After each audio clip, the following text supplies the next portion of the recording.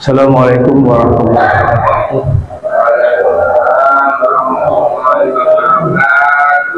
Alhamdulillahirabbil alamin wassalatu wassalamu ala asyrofil mursalin sayyidina wa maulana Muhammadin wa ala alihi wa sahbihi ajmain, amma ba'd. Rabbi shrah li sadri wa yassir li amri wahlul 'uqdatam min lisani yafqahu qawli. Wa aidan ya ayyuhalladzina amanu kutiba alaikumus syiyam kama kutiba alal ladzina min qablikum la'allakum tattaqun. Yang saya hormati Bapak Kepala Kantor Kementerian Agama Tayang, Bapak Kepala Asbak PU, Penyelenggara Haji dan para hadirin wa hadirat rahimani Allah Ta'ala, Sholimin wal sunnah rahimakumullah. Tanpa terasa kita pada hari ini menginjak pada hari ke-6, yang mana dalam suatu hadis sama juga dengan tawaf di Masjidil Haram, di tingkatan orang berpuasa, tingkatan tawaf sama dengan melakukan tawaf, mengerjakan tawaf di Masjidil Haram.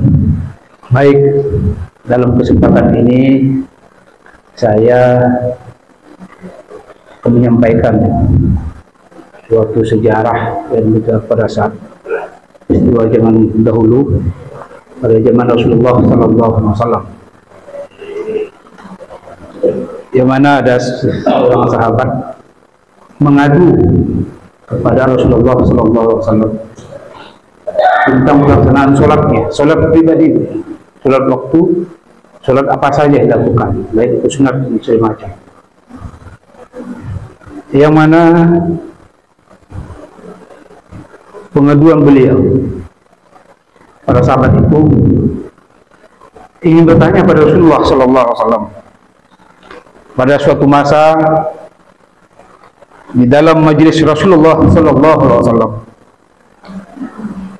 ada seorang sahabat duduk dengan penuh kegelisahan, matanya menunduk, kedua tangan kiri dan kanan saling menggenggam, seolah ada sesuatu yang berat di hatinya. Ia menghela nafas, lalu dengan suara lirih ia berkata, "Wahai Rasulullah, aku ingin bertanya, tetapi aku khawatir mungkin pertanyaanku ini akan membuatku semakin malu kepada Allah Subhanahu wa Ta'ala." Rasulullah Sallallahu Alaihi Wasallam tersenyum lembut. Tatapan beliau penuh kasih sayang. "Katakan, wahai saudaraku,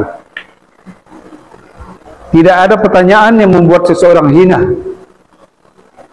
jikalau suatu pertanyaan itu untuk kebaikan." Sahabat itu mengangkat wajahnya perlahan-lahan, matanya mulai berkaca-kaca. "Wahai Rasulullah, aku merasa sholatku sering tidak khusyuk. Kadang aku mengingat urusan dunia, kadang juga pikiranku melayang entah kemana. Aku takut sholatku ini tidak diterima oleh Allah Subhanahu wa Ta'ala. Apakah dengan sholatku seperti ini aku tetap mendapatkan pahala dari Allah Subhanahu wa Ta'ala?" Seketika suasana menjadi redup, hening. Para sahabat yang lain juga menundukkan kepala, merasakan kegundahan yang sama. Mereka tahu betapa beratnya pertanyaan itu. Namun yang terjadi setelahnya benar-benar di luar dugaan. Rasulullah Sallallahu Alaihi Wasallam tidak segera menjawabnya. Beliau menatap sahabatnya satu persatu dengan dalam. Lalu air mata beliau menetes di pipi. Seketika para sahabat terheran-heran dan juga kaget. Kenapa Rasulullah menangis? Tidak seperti biasa, dan tidak pernah itu terjadi terhadap Rasulullah. Dengan suara lembut, Rasulullah Sallallahu Alaihi Wasallam berkata, demi zat yang Tuhanmu berada di tangannya, sungguh setan tidak akan pernah berhenti berusaha mencuri bagian dari sholat seorang hamba. Makanya dalam setiap kita sholat ada saja gangguan yang tidak kita sadari, seperti kita lupa pada rakaat kita, lupa akan bacaan kita, sehingga hal itu menjadi teralih dari benar. Konsep kita dalam untuk mengetahui, tetapi hal itu diketahui oleh Allah SWT. Maka ucapan Rasulullah terhadap sahabatnya itu yang bertanya tadi, bahwa ketahuilah Allah tetap melihat usahamu, Allah tetap melihat ikhtiarmu. Maka dari itu beliau menarik napas dalam, lalu melanjutkan, wahai saudaraku, jika engkau meninggalkan sholat hanya karena takut tidak khusyuk, maka setan akan terbahak-bahak, senang, kegirangan. Tetapi jika engkau tetap berusaha sholat meskipun dengan gangguan yang ada, ketahuilah setiap kali engkau berusaha, Allah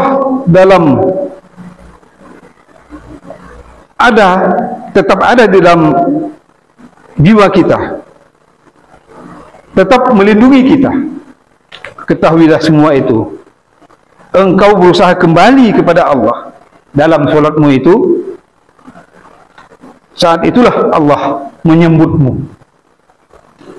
Air mata sahabat itu jatuh setelah mendengar itu dari Rasulullah Sallallahu Alaihi Wasallam. Ia menangis. Begitu pula para sahabat yang lain juga mengatakan suatu hal yang sama. Kemudian Rasulullah mengambil contoh untuk dijadikan pedoman, berkata dengan penuh kelembutan, bayangkan ada seorang ibu yang mengasuh bayinya. Pada saat itu bayi yang masih tertatih-tatih berjalan. Untuk menuju ibundanya, anak itu berjalan lalu terjatuh-jatuh. Tapi itu terus dilakukan oleh anak itu.